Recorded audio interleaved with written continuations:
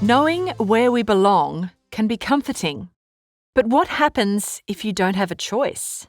What if other people have decided who you are and where you belong? Then it wouldn't be comforting anymore.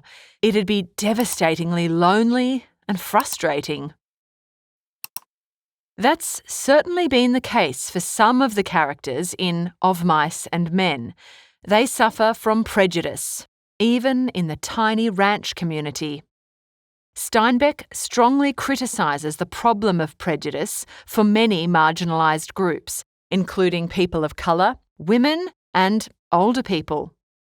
By exploring the significant obstacles they face, Steinbeck asks us to reflect on the importance of understanding, acceptance, and equality. Upon arriving at the ranch, George and Lenny immediately meet Candy the Swamper, or someone who does manual labour around the ranch. He lost a hand in a workplace accident, but rather than feeling supported, Candy cops ageism and ableism and feels like a burden. We see this in the way his old dog is treated. Carlson, another worker, insists on shooting the dog because we can't sleep with him stinking around in here. Carlson's treatment of the dog and the other's indifference symbolises or represents the way Candy is devalued. It will only be a matter of time before Candy is rejected by the other ranch workers for good. That's why he felt powerless and didn't fight back when his dog was taken away. Candy doesn't rock the boat because he feels vulnerable. He tells George and Lenny, "They'll can me purty soon. Just as soon as I can't swamp out no bunkhouses, they'll put me on the county."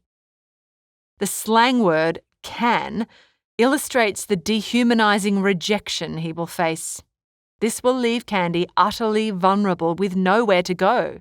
He will only be able to have hope if George and Lenny allow him to join their dream. Yet Candy isn't the only one who's singled out. Crooks is an African-American stable hand. He is isolated from other workers and lives alone in the barn as a result of racial prejudice and segregation. His experience is a representation of the widespread discrimination against people of colour during the Great Depression era. For much of the start of the story, Crooks dwells on the fringes of scenes, only talked about or referred to. But when Lenny wanders into Crook's room, we finally hear him speak for himself. Steinbeck embodies Crook's suffering through his physical traits. His body was bent over to the left by his crooked spine, and his eyes lay deep in his head, and because of their depth seemed to glitter with intensity. Steinbeck juxtaposes Crook's crooked back and his intense, glittering eyes to highlight his dignity despite his low status in that society. Remember, juxtaposition is when two things are placed side by side to create an interesting contrast. Just as Crook's posture distracts us from his sparkly eyes, his skin colour distracts the other characters from his intrinsic worth. Crook's name is also a derogatory moniker or nickname that refers to his disability. Remember, he was kicked by a horse, which is no laughing matter. It's likely that Crooks didn't choose this name. It's been imposed on him as a tasteless, ableist joke. Even though prejudice dehumanises people, Crooks is still described as a proud, aloof man. He kept his distance and demanded that other people keep theirs. This might seem quite illogical. Why not let people be around him? Steinbeck shows us through his asyndeton, or listing without joining words, that Crooks is proud, aloof.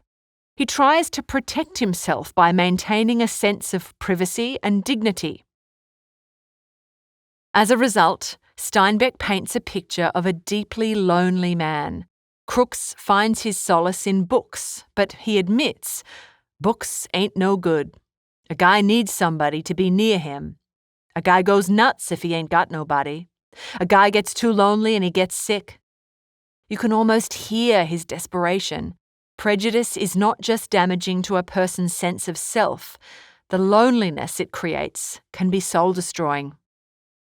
The anaphora, or repeated phrase, a guy, illustrates a desire to connect and be understood as just another guy. What he needs is empathy. But instead, prejudice and racism have built a wall of ignorance, and Crooks remains an outsider. Curly's wife is another outsider, but she's aware of her power and privilege as a pretty white woman. She threatens Crooks. I could get you strung up on a tree so easy, it ain't even funny. She is referring to having him lynched by claiming he took advantage of her. This is a horrific image of the power imbalance between white and black Americans. The graphic visual imagery of being strung up on a tree helps us imagine a mental picture of Crook's terrible fate if Curly's wife follows through with her threat. It's enough to make your skin crawl, and the worst part is that she means it. But Curly's wife is not in a great place herself. As a woman, she's at the mercy of her husband Curly, who, she admits, ain't a nice fella. She's just as lonely as Crooks. We're first introduced to her through Candy, who calls her a tart. Steinbeck uses this sexist invective, or insulting language, to demonstrate how the ranch workers, including lonely old Candy, look down on Curly's wife. What's more, George judges her immediately. She's gonna make a mess. She's a jailbait all set on the trigger. The metaphor of a bait shows that he fears she'll trap them in big trouble. Remember, a metaphor is when one thing is described as something else. In life, Curly's wife is considered a trap, but in death, she's described as very pretty and simple, and her face was sweet and young. This contrasts, or is very different, to the workers' perceptions of Curly's wife. In the end, she was just a flawed, desperately lonely person who went looking for attention in the wrong place. Much like Crooks, Curly's wife finds solace in Lenny's company.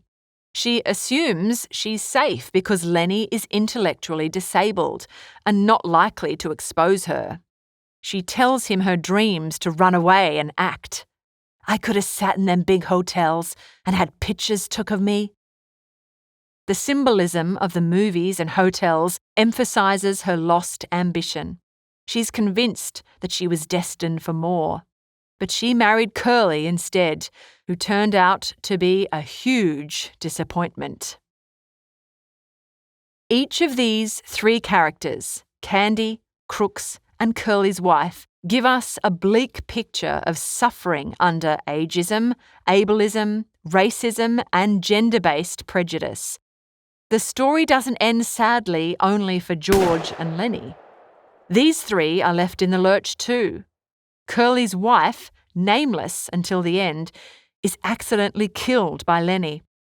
As Lenny dies, so does Candy's hope in a ranch where he will finally be valued. And Crooks is left once again at the fringes of society with no hope of connecting to the other workers. The forms of prejudice that Steinbeck explores in Of Mice and Men still exist today, but tides are turning. That's why it's so important to continue to champion the causes that fight prejudice. The words of Martin Luther King Jr. resonate powerfully here. Injustice anywhere is a threat to justice everywhere. We are caught in an inescapable network of mutuality. Whatever affects one directly affects all indirectly. The fight against prejudice is far-reaching and touches all of us at some point in our lives. It's a matter of knowing which side of history you'd like to be on.